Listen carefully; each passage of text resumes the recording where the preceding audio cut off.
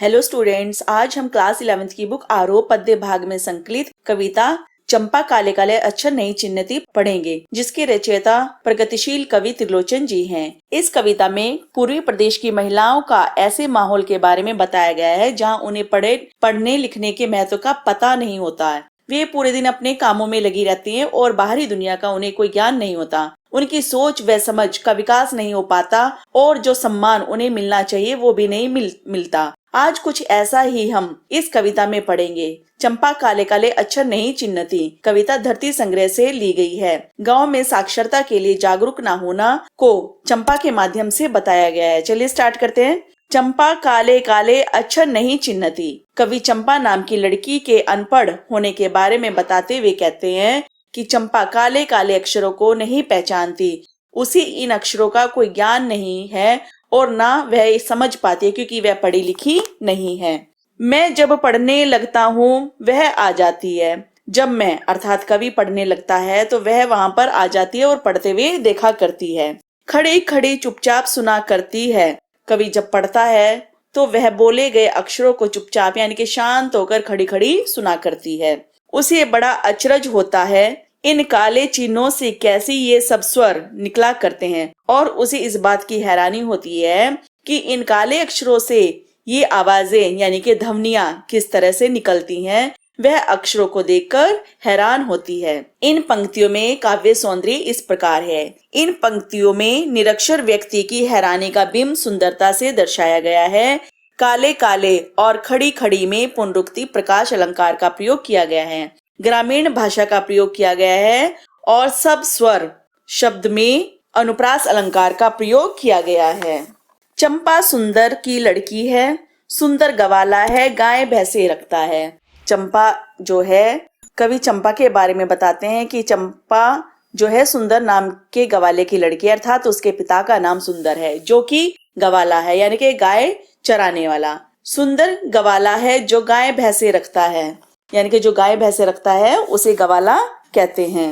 चंपा चौपायों को लेकर चरवाही करने जाती है। चौपाया मीन्स पशु जानवर। चंपा उन सभी जानवरों को लेकर रोज चराने के लिए जाती है, यानी कि चंपा अपने पिता के काम में सहयोग करती है।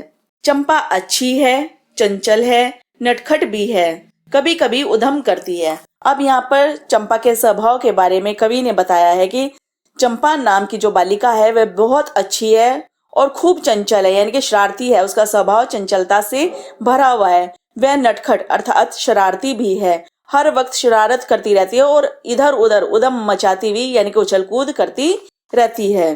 कभी कभी वह कलम चुरा देती है, जैसे तैसे उसे ढूंढ कर जब लाता हूँ। और वह इतनी शरारती है कि कभी कभी तो वह कवि की कलम ही चुरा लेती है और किसी भी तरह से कवि कलम को ढूंढ कर लाता है, यानी कि बहुत मेहनत करने के बावजूद वह कलम को ढूंढ पाता है। लेकिन क्या होता है, जैसे तैसे ढूंढ कर जब लाता हूँ पाता हूँ अब कागज गायब, परेशान फिर हो जाता हूँ। और जैसे अपनी कलम ढूंढ कर लाता है कवि तो आकर देखता है कि अब कागज गायब हो गया है और कवि चंपा की इन शरारतों से परेशान हो जाता है कि एक चीज मिलती है तो दूसरी गायब हो जाती है।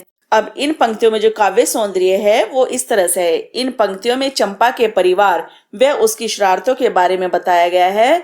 कभी कभी में पुनरुक्ति प्रकाश अलंकार का प्रयोग किया गया है। चंपा कहती है तुम कागज ही गोदा करते हो दिन भर। इन पंक्तियों में कवि बता रहे कि चंपा को अक्षरों का कोई मतलब नहीं है, यानी कि चंपा को किसी के लिखने पढ़ने से कोई मतलब नहीं है। चंपा कवि से पूछती है कि तुम दिन भर कागज गोदना यानी कि कागज पर क्या लिखते रहते हो, यानी कि सारा दिन पूरे दिन भर कागज पर कुछ ना कुछ लिखते रहते हो। क्या यह काम बहुत अच्छा है? यह सुनकर मैं हंस देता हूँ। फिर चंपा चुप हो जाती है। अब यहाँ पर चंपा जो है कवि से पूछती है कि क्या यह काम तुम्हें बहुत अच्छा लगता है, अर्थात दिन भर कागज पर लिखने का काम तुम्हें इतना अच्छा लगता है कि पता नहीं क्या क्या लिखते रहते हो। और चंपा इस तरीके से पूछती है। उसकी नजर में लिखने का कोई महत्व नहीं है, इसलिए उसकी बातों पर कवि जो है हंसने लगता है और चंपा कवि को हंसता हुआ देखकर एकदम से चुप हो जाती है, मौन हो जाती है और शांत खड़ी होकर देखती रहती है।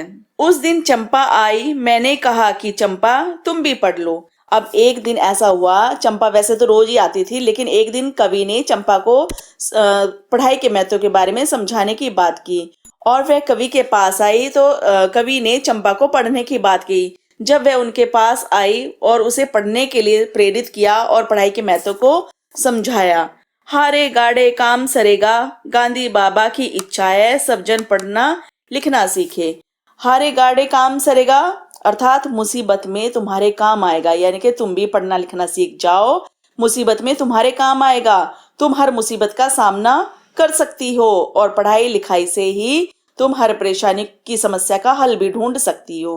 गांधी बाबा की इच्छा है सब जन पढ़ना लिखना सीखे। तब कवि बताते कि गांधी बाबा की इच्छा थी कि सब आदमी पढ़ना लिखना सीखे, कोई अनपढ़ ना रहे, यानी कि उनकी यह इच्छा थी। चंपा ने यह कहा कि मैं तो नहीं पढ़ूंगी।